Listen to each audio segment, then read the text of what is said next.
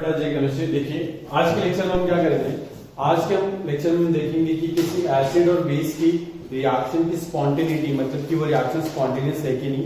Basically देखिए exam में जो क्वेश्चन आएगा जे या नीट में, वो क्वेश्चन इस तरीके से आते हैं कि हम the following given for options in which of the following the CO2 gas will liberate, या फिर the ammonia gas will liberate, या फिर the hydrogen gas will liberate. मतलब आपको एक रिएजेंट देगा और बोलेगा कि इन चारों में से किसके साथ रिएक्शन करने पे कार्बन डाइऑक्साइड, अमोनिया या फिर हाइड्रोजन गैस क्या हो सकती है, लिबरेट हो सकती है। तो इस रिएक्शन को या फिर इस क्वेश्चन को सॉल्व करने का जो अप्रोच वो कैसा है वो हम समझते हैं। ठीक है, देखिए सबसे पहले बात करेंगे कि इसमें मेनली करते क्या है। इसमें हम लोग कुछ नहीं करते, जैसे मैं आपके सामने में लिखता हूं एक reaction CH3C double bond OH plus NaOH और गिव्स वाटर। ठीक है, ये हमारी रिएक्शन है, हमको फाइंड आउट करना है कि हमको प्रोडक्ट क्या मिलने वाले हैं। और सबसे पहली बात, क्या प्रोडक्ट मिलेंगे कि नहीं मिलेंगे, बिकॉज अगर आप किसी दो चीज को मिलाते हो इट डजंट मीन कि वो रिएक्ट करेंगे। ठीक है, बहुत सिंपल सी बात है ना। अगर वो कुछ रिएक्शन करने के बाद वो कुछ स्टेबल स्पीशीज में कन्वर्ट होंगे तभी वो रिएक्शन फॉरवर्ड डायरेक्शन में जाएगी, और उस रिएक्शन को क्या बोलते हैं बेटा, स्पॉन्टेनियस रिएक्शन। ठीक है, क्या बोलते हैं, स्पॉन्टेनियस रिएक्शन, जिसको करने के लिए आपको कोई एक्सटर्नल एनर्जी की यूज नहीं होती, आप वो अपने आप हो जाती है। फॉर एग्जांपल, अगर मुझे पानी को एक पहाड़ से ऊपर नीचे फेंकना है तो मुझे एनर्जी लगेगी क्या, नहीं, मुझे कुछ एक्स्ट्रा एनर्जी देनी पड़ेगी क्या, नहीं, अपने आप पानी नीचे गिर जाएगा। बट वही अगर मैं इसका रिवर्स प्रोसेस करना चाहूँ, पहाड़ के नीचे से ऊपर की तरफ पानी फेंकना चाहता हूँ, तो अगर मैं पहुंचाना चाहता हूँ पाइप के थ्रू, तो मुझे क्या करना पड़ेगा बेटा, पंप से क्या प्रोवाइड करनी पड़ेगी, एनर्जी देनी पड़ेगी। मतलब एक है स्पॉन्टेनियस और एक प्रोसेस क्या है, नॉन स्पॉन्टेनियस। ठीक है, तो वैसे कुछ रिएक्शन होती है, जैसे कोई एक एसिड और बेस को मिलाया मैंने, और अगर वो उसकी कंडीशन सारी मेट होती है तो वो अपने आप रिएक्ट कर जाएंगे, और अगर सारी कंडीशन मेट नहीं होती तो वो रिएक्ट करेंगे नहीं। फॉर एग्जाम्पल मैं आपको एक सिंपल से एग्जाम्पल देता हूं, जैसे कि अगर आपने ये चीज नोट करी हो, वाटर है हमारे पास, वाटर के अंदर सोडियम मेटल डाल हुआ, क्या लग जाएगी, आग लग जाएगी। क्यों, क्योंकि हाइड्रोजन गैस इवॉल्व होती है और साथ में इनिशियल टेम्परेचर मिलता है, ऑक्सीजन हमारा साथ तो देता ही है, एटमॉस्फेयर में भर भर के प्रेजेंट है, तो आग लग जाएगी। बट सेम सोडियम मेटल को हम डाल देते हैं किसमें, केरोसिन के अंदर, आग लगेगी क्या, नहीं। मतलब वहां पे और यहाँ पे कुछ ना कुछ तो लोचा है, कि यहाँ पे कुछ तो ऐसी चीज है जो डिफरेंस है कंपेयर टू ये वाले सॉल्वेंट में। यहाँ पे कोई रिएक्शन होगी जो कि नेचर में कैसे स्पॉन्टेनियस है, वैसे यहाँ पे जो रिएक्शन होगी वो स्पॉन्टेनियस नहीं है। तो अब यही सारी चीजें हमको डिस्कस करनी है। अब हम स्टार्ट करते हैं इस रिएक्शन से चीजें डिस्कस करना। ठीक है, आपको इस रिएक्शन में ये क्या है, एसिड है कि बेस है बेटा, वेरी गुड, ये क्या है हमारा एसिड, और ये क्या है हमारा बेस। सिंपल सी बात है। अब होगा क्या, हमको ये आइडेंटिफाई करना है कि ये बेस और एसिड मिलकर क्या सॉल्ट और वाटर बनाएंगे कि नहीं बनाएंगे। ठीक है, इसको अप्रोच करने का मेरा बहुत सिंपल तरीका होता है। कैसे, पहले आप आइडेंटिफाई करो बेस कौन है, बेस पता चली आपको, बेस को क्या करो आप डिसोसिएट करो। डिसोसिएट कैसे करेंगे इसको, OH नेगेटिव कर देंगे, ये हमारा बेस को मैं डिसोसिएट कर दिया, है ना बेटा। अब कुछ नहीं करना आपको, जैसे आपने बेस को डिसोसिएट किया, उसके जो नेगेटिव चार्ज है बेस का, उसको क्या कर दो, उसको एक H प्लस दे दो। क्या दे दो, H प्लस। सिंपल सी बात रहेगा, जो नेगेटिव चार्ज है उसको एक क्या दे दो, H प्लस दे दो। तो ये क्या बन गया हमारा H2O। मतलब कि जो NaOH है ये कहां से डिराइव हुआ बेटा, वाटर से डिराइव हुआ। ठीक है, मतलब जब Na और H2O आपस में रिएक्ट करते हैं तब क्या बनता है, NaOH। अगर आपको इसका प्रैक्टिकल पर्पस चाहिए तो आप एक चीज नोट करना कि जब भी हम किसी भी पानी के अंदर सोडियम मेटल डालते हैं तो उसके अंदर जो पानी होता है वो कन्वर्ट हो जाता है किसके अंदर बेटा, NaOH के अंदर। और इसका अगर आपको प्रूफ चाहिए तो आप क्या कर सकते हैं, इसके अंदर एक कुछ ड्रॉप फिनोफ्थिलीन की डाल सकते हैं। फिनोफ्थिलीन एक इंडिकेटर होता है जो कि बेसिक मीडियम को क्या करता है, इंडिकेट करता है। फिनोफ्थिलीन पहले कलरलेस होता है, अगर आप इसके अंदर डालोगे तो वो कलरलेस से कैसा हो जाएगा, पिंक कलर। तो अपना पता चल जाएगा कि मीडियम कैसा है, बेसिक है। अब होगा क्या कि हमको ये पता चल चुका है कि NaOH कहां से बना था, NaOH कहां से बना बेटा, वाटर से बना था। अब मैं आपको सिर्फ एक सिंपल सा रामबाण एक स्टेटमेंट बोलूंगा, उस स्टेटमेंट को हर जगह अप्लाई करो, आपका आंसर आपको मिलेगा। अगर ये एसिड इस एसिड से क्या है, ज्यादा स्ट्रॉन्ग एसिड है, क्या मैं बोला, अगर ये वाला एसिड इस एसिड से क्या है, स्ट्रॉन्गर एसिड है, तो रिएक्शन हो जाएगी। सिंपल सी बात है। मतलब जैसे कि मैं पूछ रहा हूं कि यहाँ पे एक बंदा है, तगड़ा सा बंदा, ठीक है, और यहाँ पे एक छोटा सा बनता है। मैं पूछ रहा हूं कि ये बंदे की मरने की टेंडेंसी किस पे डिसाइड करेगी? अगर ये इससे साइज में बड़ा हुआ, तगड़ा हुआ तो मार देगा, खत्म कर देगा उसको। बट अगर ये वाला इससे तगड़ा हुआ तो ये इसको मार पाएगा? कभी नहीं मार पाएगा। बस ऐसा ही है। अगर मैं इसको थोड़ा और सिंप्लीफाई करूं, मान लेते हैं इसको नंबर 1 और इसको मान लेते हैं number 2। if acidic strength of 1 is greater than 2 तो रिएक्शन फॉरवर्ड डायरेक्शन में जाएगी। सिंपल सा कॉन्सेप्ट है।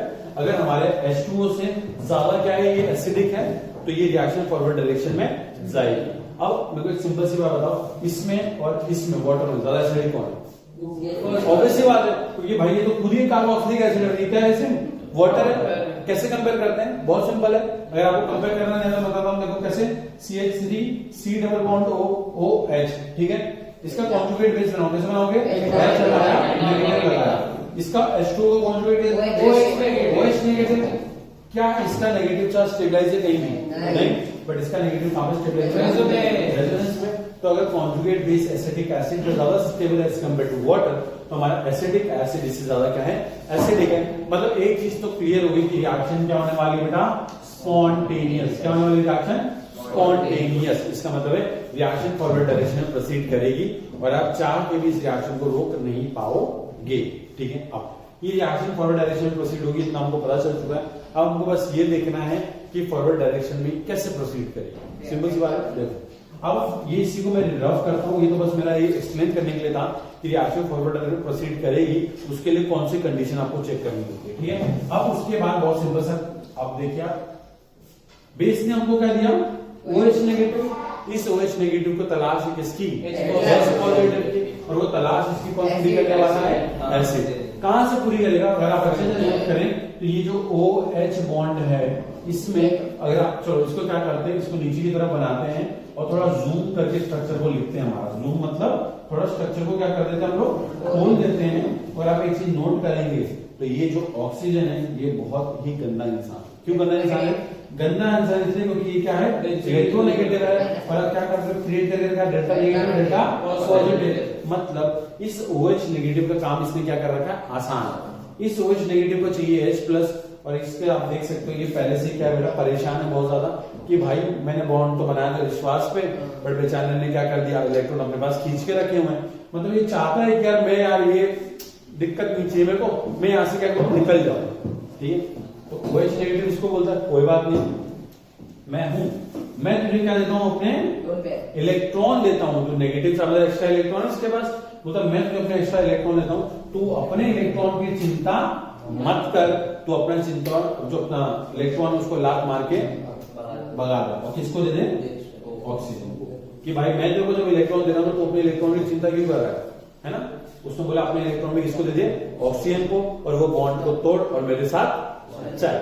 तो इस तरीके से चल OH नेगेटिव H प्लस के साथ मिलकर क्या बना दिया उसने? वाटर।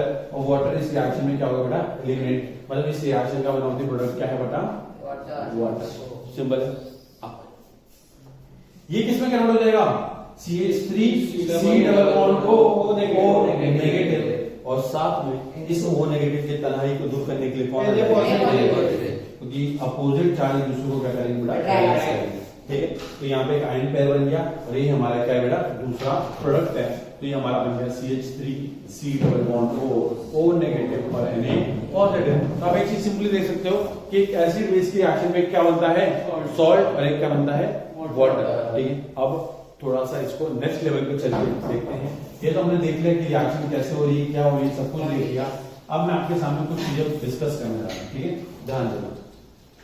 पहले ये एसिड था और अब एसिड कौन है इन दोनों में? किसकी टेंडेंसी H प्लस देने की? इन दोनों में H2O। मतलब इन दोनों में एसिड कौन है? ये। इन दोनों में एसिड कौन है? एक काम कर लेते हैं, इसको एसिड 1 बोल देते हैं, इसको एसिड 2 बोल देते हैं। ये क्या है? बेस। इसको बेस 1 बोलता हूँ, इसको बेस 2। O नेगेटिव चार्ज है, मतलब ये नेगेटिव चार्ज भी किसी को क्या दे सकता है बेटा? H प्लस को इलेक्ट्रॉन दे सकता है।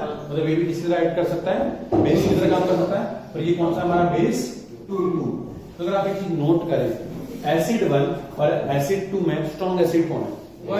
मतलब if a strong acid is converted into weak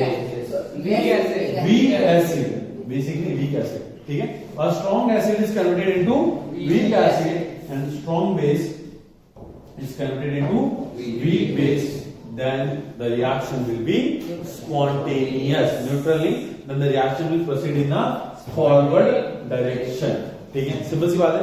अगर ये बाइसेप इसमें जाएगा, एक स्ट्रॉन्ग से क्या बनेगा, वीक एसिड, और एक स्ट्रॉन्ग बेस से एक वीक बेस बनेगा रिएक्शन के अंदर, तो रिएक्शन हमारी कैसे होगी, स्पॉन्टेनियस. बहुत सिंपल सा कॉन्सेप्ट, बात समझना.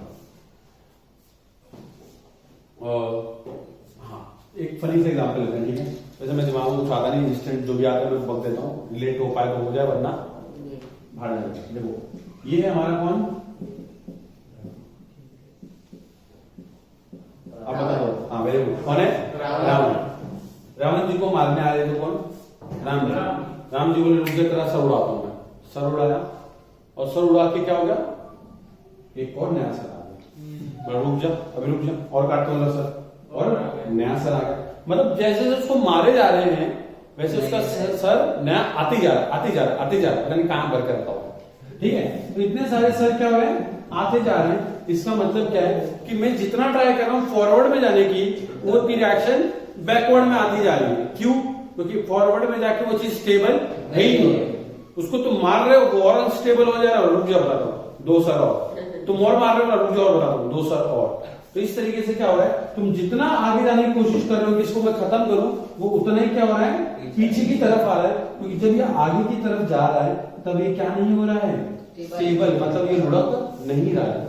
इसका सर काटने पर वो मर जाता है एक ही बार में, तो क्या उसके नया सर पैदा हो पाता है, नहीं. तो वो एक ही डायरेक्शन में रिएक्शन जाती और चीज खत्म हो जाती. बट जैसे जैसे इसको सर काटते आते हैं वैसे वैसे नया सर बनते जाता है. ये काटते जाते हैं या और बनते जाता है, मतलब चीजें क्या होती है, घूम चक्कर चलते ही रहता है.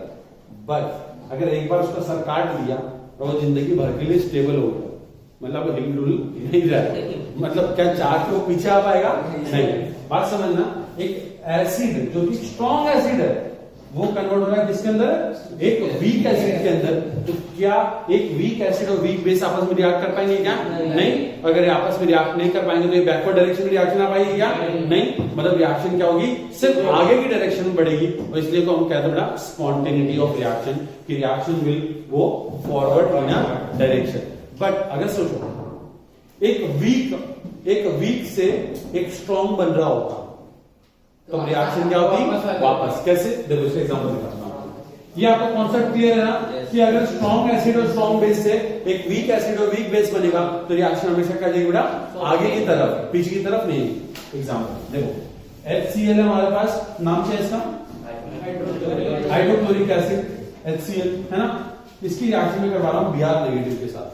ठीक है, जैसे देखो आपको Br नेगेटिव ना लिखते हुए मैं आपको ऐसे लिख देता हूं. इसकी मैं रिएक्शन करवा रहा हूं NaBr के साथ. ठीक है, एक ही बात. NaBr कैसे डिसोसिएट होगा बेटा, Na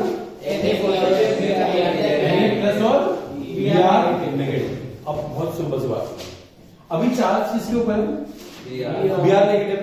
Br नेगेटिव क्या बोलता है HCl को कि भाई देख HCl कि तू Cl भाई मोर इलेक्ट्रोनेगेटिव, मतलब तूने क्या कर रखा होगा यहाँ पे, इस तरीके से डेंसिटी पोलराइज कर रखी होगी इलेक्ट्रॉन की. हाइड्रोजन यहाँ पे भी क्या है, परेशान. Br को दिख गया मौका, बोला क्या कि चल मेरे साथ अपन चलते हैं. चलो चलते हैं. तो Br ने क्या बोला, चलो H मेरे साथ चल लो आप लोग, और ये बॉन्ड ब्रेक करके इस तरीके से यहाँ पे चले गए.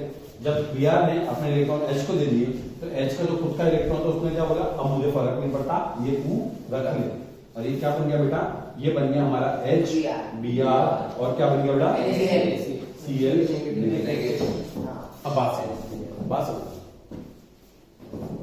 आप अभी हो बहुत स्टेबल आदमी, ठीक है, मतलब आपके पास 10 करोड़ की प्रॉपर्टी है. ठीक है, 10 करोड़ की प्रॉपर्टी आपके पास, खुश हो जाओ थोड़ा सा, 10 करोड़ भाई. ठीक है, 10 करोड़ की प्रॉपर्टी है. तुम्हारे पास राजू आता है, कौन, हेरा फेरी वाला, बोलता स्कीम अपने पास 20 दिन में पैसा डबल. स्कीम के अंदर लेके आता मतलब 20 दिन के अंदर पैसा डबल. वो बोला आपको उसने सपना दिखाया किसका, 100 करोड़ का. बट आपको पता चला जैसे स्कीम के अंदर आए अपन तो तुरंत पता चल गया क्या 10 करोड़ नहीं, अब अपन होने वाले कंगाल. 100 करोड़ नहीं सीधा होने वाले कंगाल. तो आप तुरंत वो स्कीम में जाने आगे की तरफ बढ़ोगे या लौट जाओगे? वापस से उल्टे पैर। क्यों? क्योंकि आप स्टेबल रहना चाहते हो कि अनस्टेबल रहना चाहते हो? स्टेबल। अब यहाँ पे ध्यान, नेगेटिव चार्ज किसके ऊपर है? रिएक्शन से पहले नेगेटिव चार्ज किसके ऊपर है? अब इसमें नेगेटिव आ गया, ज्यादा स्टेबल करो। बीआर का साइन सीएल से क्या है? स्टेबल। एक बात बताओ, रिएक्शन स्टेबिलिटी गेन करने के लिए होती है, अनस्टेबिलिटी गेन करने के लिए होती है? या स्कीम में जाओगे 100 करोड़ के लिए, 5 करोड़ के लिए? तो अगर आपको बोलेगा कि 5 करोड़ मिलेंगे तो आप रिएक्शन आगे जाओगे, पीछे की तरफ जाओगे? पीछे की तरफ। बस यहीं पे है, बीआर नेगेटिव पहले था और वो क्या बन चुका है? CL negative. तो कौन से फॉर्म में रहना पसंद करेगा वो? BR negative. मतलब तुरंत क्या करेगा, अगर ये आगे चले भी गया तो तुरंत पीछे लौट के भी आ जाएगा। मतलब अगर आपसे मैं बात करूं, अगर मैं एरो के डायरेक्शन में बताऊं तो देखिए, इसके आगे जाने की टेंडेंसी क्या होगी? कम, और पीछे आने की टेंडेंसी क्या होगी? ज्यादा। इसको ऐसे रिप्रेजेंट करते हैं कि ये आगे बहुत कम जा रहा है बट पीछे ज्यादा आ रहा है। ठीक है, बैकवर्ड डायरेक्शन ज्यादा आ रहा है। तो ये रिएक्शन आगे जाना चाहिए क्या? नहीं, कभी भी जाना चाहिए नहीं, कभी जाना नहीं चाहिए। ठीक है, तो हमेशा याद रखना कि ये रिएक्शन स्पॉन्टेनियस नहीं होगी, क्योंकि हमने क्या बोला कि एक वीक, एक स्ट्रॉन्ग एसिड से क्या बनना चाहिए? Weak acid. और बच्चा जानता है कि HCl और HBr में ज्यादा स्ट्रॉन्ग एसिड है। HBr बता रहे यार, भूल गए? देखो HF, HCl, HBr, HI बता रहा था, कौन सा देता है जल्दी? H+। क्यों? बॉन्ड लेंथ बड़ी होती है। तो देखो एसिडिक स्ट्रेंथ का ऑर्डर कैसा है? ऐसा। तो अगर HBr ज्यादा एसिडिक है तो ये तो एक लेस वीक एसिड से एक स्ट्रॉन्ग एसिड बन रहा है। बट हमने क्या बोला कि अगर एक स्ट्रॉन्ग से वीक बनेगा तभी रिएक्शन क्या होगी? स्पॉन्टेनियस होगी। मतलब रिएक्शन फॉरवर्ड डायरेक्शन में नहीं जाएगी। सिंपल सा कॉन्सेप्ट है। चलो अब मैं डाउट लेता हूं, पहले मैं पूरा पढ़ा दूं, उसके बाद एक साथ डाउट लेंगे आप लोगों का। देखिए, अब मैं आपसे बात करता हूं कि आप लोग को ये पता चल चुका है कि रिएक्शन स्पॉन्टेनियस कैसे होती है, कौन सी रिएक्शन फॉरवर्ड डायरेक्शन में जाती है, कौन नहीं जाती है। अब हम देखते हैं कि किन किन रिएक्शंस के अंदर CO2 gas, ammonia gas and H2 gas release होती है। सिंपल सा कॉन्सेप्ट है, बस अच्छे से ध्यान देंगे। ठीक है, देखिए एक मैं एसिड ले लेता हूं, उसको बोलते हैं ट्रिप्लिक acid, CF3C double bond OH। ठीक है, क्लियर? और मैं क्या कर लेता हूं, यहां पर मैं इसकी रिएक्शन करवाता हूं NaHCO3। इसको क्या बोलते हैं बेटा? Sodium bicarbonate. वेरी गुड, क्या बोलते हैं? Sodium bicarbonate. कहां मिलता है? वॉशिंग में होता है? सोडियम ये खाने का ही वॉशिंग का है? खाने वाला ठीक है, ढोकला है? हाँ, तुझे बड़ा पता है। ठीक है, अब बहुत अच्छे से समझना, बहुत अच्छे से। मैं पूछ रहा हूँ रिएक्शन आगे जाएगी कि नहीं जाएगी। पहले आइडेंटिफाई करो एसिड कौन है, बेस कौन है। ये कौन है? एसिड। Very good. और बेस का है हमारा स्ट्रॉन्ग एसिड मींस बेस। अब सुनो, अब होने दो कैसे वाला है। ये कैसे डिसोसिएट होगा? Na पॉजिटिव और HCO3 नेगेटिव। तो HCO3 नेगेटिव का मतलब कैसा होता है? C double bond OH O negative. ये स्ट्रक्चर होता है इसका। ठीक है, और अब ये हमारा क्या, ये स्ट्रक्चर मतलब ये हमारा क्या है बेटा? बेस। अब मुझे पता करना है कि रिएक्शन आगे जाएगी कि नहीं जाएगी। कैसे पता करेंगे? पहले ये जो हमारा बेस है इसको क्या दूंगा मैं? H+। और इसको अगर मैं एक H+ दे दूं तो ये किसको मिलेगा? H2CO3। If this triplet acid is more acidic than this carbonic acid, then reaction will go in a forward direction and reaction क्या होगी हमारी? Spontaneous। इतना क्लियर है आप लोगों को? ठीक है, अब ये समझ आ गया ना आप लोगों को? तो मैं इसको फिलहाल क्या कर रहा हूँ? मिटा रहा हूँ। और आपको क्या करना है? बस ये कंपेयर करना है कि हमारी जो ट्रिप्लिक एसिड है, ट्रिप्लिक एसिड ये और ये आपस में क्या है बेटा? देखना है इनकी एसिडिक स्ट्रेंथ का ऑर्डर क्या है। अब आप देख लीजिए, ये एसिड और ये एसिड ज्यादा स्ट्रॉन्ग कौन है? देखिए पता चलता है। तो मैं एक्सप्लेन भी कर देता हूँ कि O पे नेगेटिव, इसमें नेगेटिव, इसका कॉन्जुगेट बेस पे रेजोनेंस स्टेबलाइजर, इसका भी क्या है? Resonance stabiliser. यहाँ पे क्या लगा हुआ है? OH2। और यहाँ पे क्या लगा हुआ है? माइनस है, स्ट्रॉन्ग माइनस है ग्रुप लगा हुआ है, जो कि कॉन्जुगेट बेस की स्टेबिलिटी क्या करेगा? बढ़ाएगा। तो अगर कॉन्जुगेट बेस पे ज्यादा स्टेबल तो रिएक्शन फॉरवर्ड हो जाएगी क्या? हाँ, क्योंकि ये भाई साहब इससे ज्यादा क्या है? स्ट्रॉन्ग एसिड है। इससे H2CO3 से ज्यादा स्ट्रॉन्ग है। तो जो H2CO3 का जो सॉल्ट होगा NaCO3 वो इसका रिएक्शन करेगा। सिंपल है। अब इसको किसकी तलाश में? H पॉजिटिव, वो कहाँ मिलेगा इसको? ये देगा। तो क्या करेगा? तो बहुत सिंपल, मैं इस तरीके से बनाता हूँ कि इसने क्या किया, इसके ये H पॉजिटिव को पिक किया इस तरीके से, इसको थोड़ा अच्छे से बना देता हूँ मैं, और ये बॉन्ड ऐसे ब्रेक हो गया, ठीक है। ये इसको आप ऐसे बना दो, ठीक है। अब आप देखिए क्या होने वाला है। आवाज मेरे देखो, CF3 C double bond O negative Na positive, और साथ में क्या बनेगा बेटा? H2CO3। अब आपको मैं बात बताऊं तो H2CO3 अनस्टेबल एसिड। कभी पेप्सी का डब्बा खोला बॉटल उसकी, हाँ, उसमें से कार्बन क्या निकलती है? H2CO3 निकलती है, CO2 गैस निकलती है, ठीक है। क्यों? क्योंकि हम लोग जब उसको फिल करते हैं बॉटल को, तो हाई टेम्परेचर लो प्रेशर पे, लो टेम्परेचर और हाई प्रेशर पे क्या करते हैं, उसको CO2 गैस को फोर्स करते हैं वाटर में, क्या करने के लिए? डिसॉल्व करने के लिए। और फिर क्या होता है, ये CO2 गैस जैसे हम ढक्कन खोलते हैं तो प्रेशर क्या होता है? रिलीज होता है, और जो CO2 गैस जो डिसॉल्व थी वो क्या होती है? इवॉल्व होती है। इसका मतलब क्या है कि जो H2CO3 है ये अनस्टेबल एसिड है, और जैसे ये बनता है वैसे ये क्या करता है? डिकम्पोज हो जाता है। डिकम्पोज मतलब दो पार्ट में टूट जाता है, जिसको हम बोलते हैं H2O और CO2। इसका मतलब है कौन सी गैस हवा में उड़ रही है? CO2। तो अगर आपको हमने NaCO3 किसी रिएक्शन मिक्सचर के अंदर डाला और CO2 गैस निकली, इसका मतलब क्या है कि उसके पास एक ज्यादा एसिडिक हाइड्रोजन है, जिसके कंपैरिजन में बेटा H2CO3 कार्बोनिक एसिड से ज्यादा क्या है, इसका एसिडिक हाइड्रोजन प्रेजेंट है। इतना समझ में आ गया आप लोगों को? समझ में क्लियर है?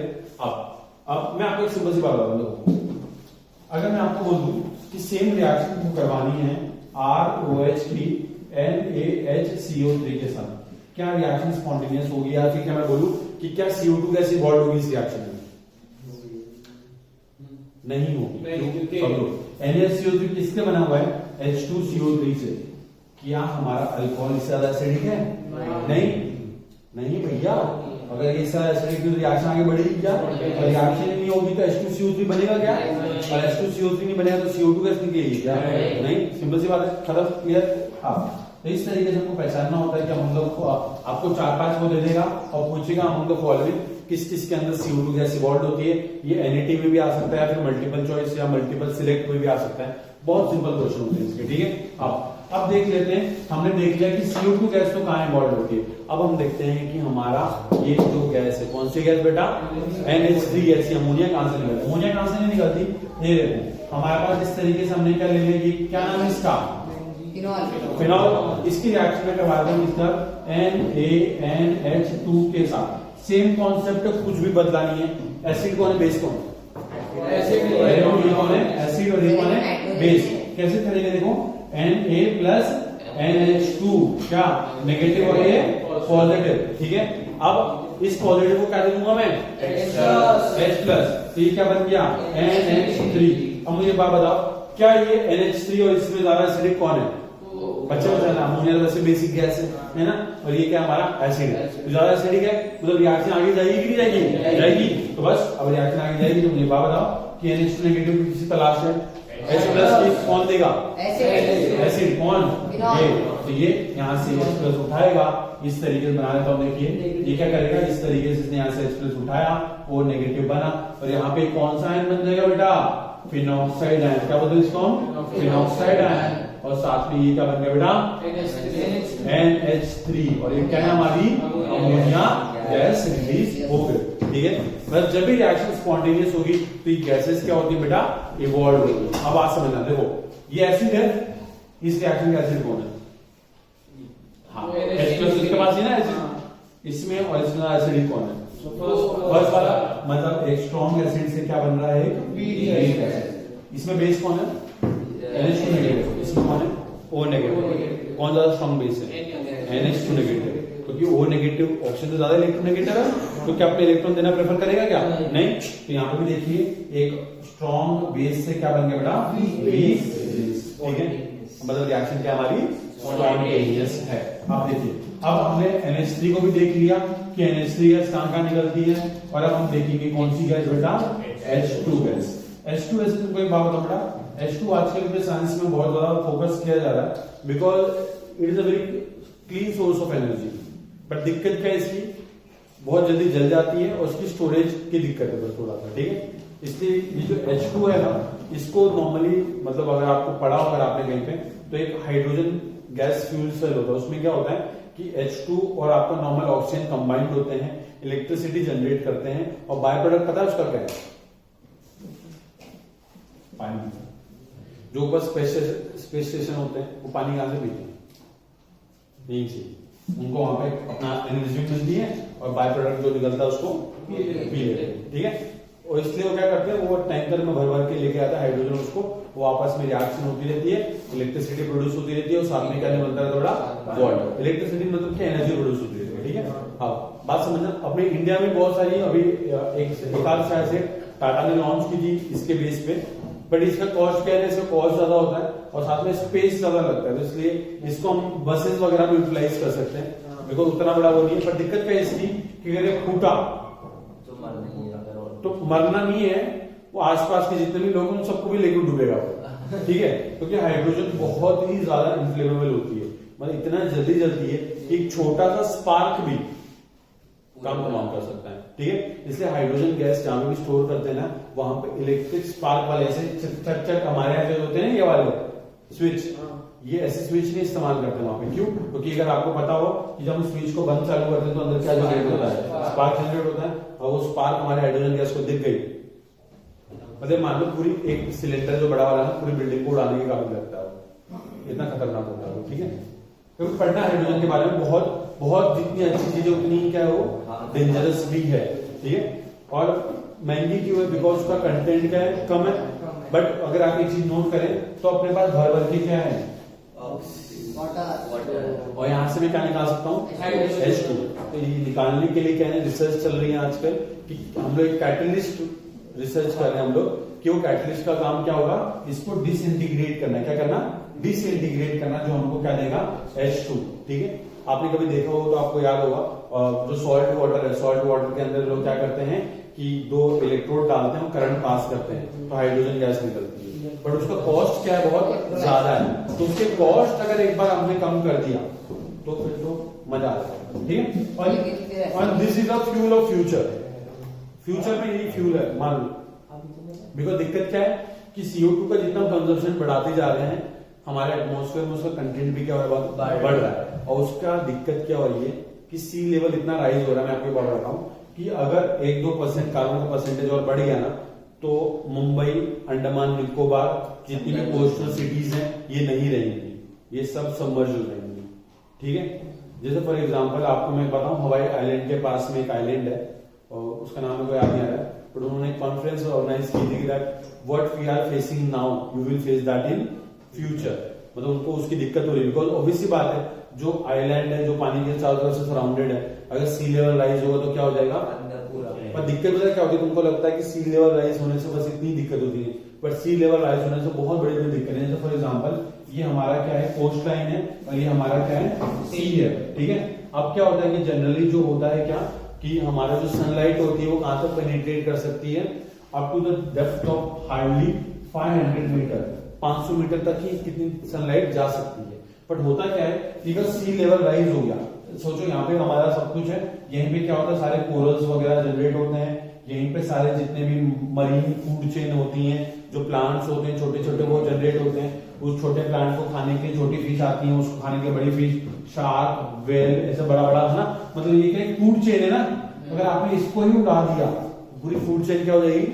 डिस्टर्ब हो जाएगी। और क्या होगा? सी लेवल अगर बढ़ जाएगा उसको लाइट नहीं मिलेगा, तो लाइट ही नहीं मिलेगा। तो जो फोर्टिक जोन है जहां पे लाइट जा सकती थी वो क्या बन जाएगी? अफोर्टिक बन जाएगी। और ये जो हमारा ओशियन है ये डेड ओशियन में कन्वर्ट हो जाएगा। कैसे? बिकॉज जैसे जैसे ये चीजें मरेंगी, ये सब की सब क्या करेंगी? ऊपर की तरफ लोड करेंगी, और ये फर्दर लाइट के पेनिट्रेशन को क्या करेंगी? रोक देंगी। और कुल मिला के ये इसको बना देगा क्या? Dead zone. कुल मिला के हमारा पूरा ओशियन क्या हो जाएगा?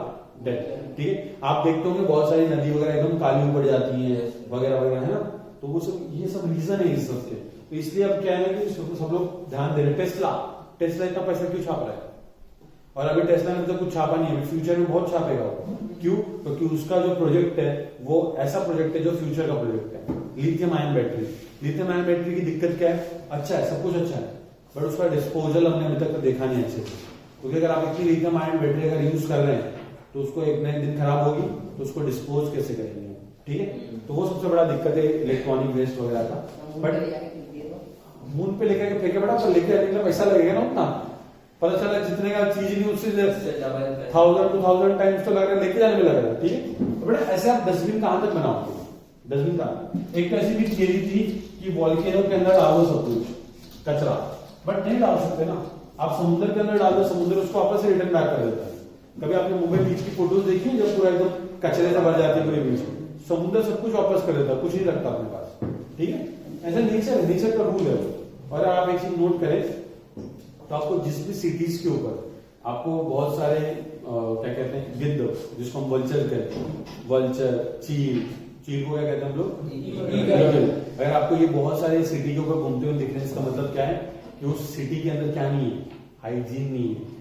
वहां का जो वेस्ट मैनेजमेंट सिस्टम है वो क्या बहुत बेकार है। आप कभी मुंबई जाना, कभी दिल्ली जाना और उसके आसमान में देखना, आपको बहुत सारे ये ईगल, वल्चर दिखेंगे, ठीक है। क्यों? बिकॉज वहां पे ये डिस्पोजल मैनेजर नहीं है, ठीक है। अब सब छोड़ते हैं, यहाँ पे आते हैं H2 गैस कैसे इवॉल्व होती है, ठीक है। बहुत सिंपल है। फॉर एग्जाम्पल आपके पास एनिमेटल है, एनिमेटल को डाल दो किसके अंदर? पानी के अंदर। तो एनिमेटल एक इलेक्ट्रोपॉजिटिव मेटल है, ये H2 बोलता है कि यहाँ से निकलो, अपन आ रहा है तेरी जगह। तो यहाँ पे आता है, यहाँ से क्या करता है? रिप्लेस कर देता है। और एक क्या बना देता है बेटा? NaOH, और क्या रिलीज कर देता है? Half H2 gas. मतलब कि जितने भी एसिडिक हाइड्रोजन कंटेनिंग कंपाउंड है, अगर उसके अंदर अगर आप सोडियम मेटल डालोगे तो आपको कौन सी गैस मिलेगी बेटा? हाइड्रोजन। तो वो एसिडिक वाला कौन कौन सा देखो बेटा? ये O से अटैच हाइड्रोजन हो सकता है, फ्लोरीन से अटैच हाइड्रोजन हो सकता है, Cl से अटैच हाइड्रोजन हो सकता है, वो नाइट्रोजन से अटैच हाइड्रोजन हो सकता है, वो sp कार्बन से अटैच हाइड्रोजन हो सकता है, वो एक्टिव मेथिलीन वाला कार्बन हो सकता है, ये वाला हाइड्रोजन हो सकता है, ठीक है। तो इतने सारे डिफरेंट हमारे पास। जैसे फॉर एग्जांपल अगर मैं आपसे बोलूं कि H2SO4 के अंदर मैं एनिमेटर डाल दूं तो हाइड्रोजन गैस निकलेगी क्या? हाँ निकलेगी, क्योंकि उसके पास एसिडिक हाइड्रोजन है। तो जिस के पास एसिडिक हाइड्रोजन है उन सब में क्या निकलती है बेटा? H2 गैस निकलती है, ठीक है। इतना क्लियर है? अब आपने एक चीज नोट करना कि ये सारी चीजें डिस्कस कर दी। अब एक और गैस होती है, कौन सी बेटा? Methane gas. एक रिएक्शन होती है, इसमें मीथेन गैस रिलीज होती है, जिसको हम ग्रिग्नार्ड रिएक्शन बोलते हैं मेनली। वो हम लोग जब रिएक्शन पढ़ेंगे तब मैं वहां पे डिस्कस करूंगा, बिकॉज उसके लिए पहले आपको समझना चाहिए कि ग्रिग्नार्ड रिएजेंट क्या है, कैसे बनता है और उसका एप्लीकेशन क्या है, ठीक है। एक रिएक्शन पढ़ाऊंगा आपको मैं, जेरी-विटनॉफ रिएक्शन।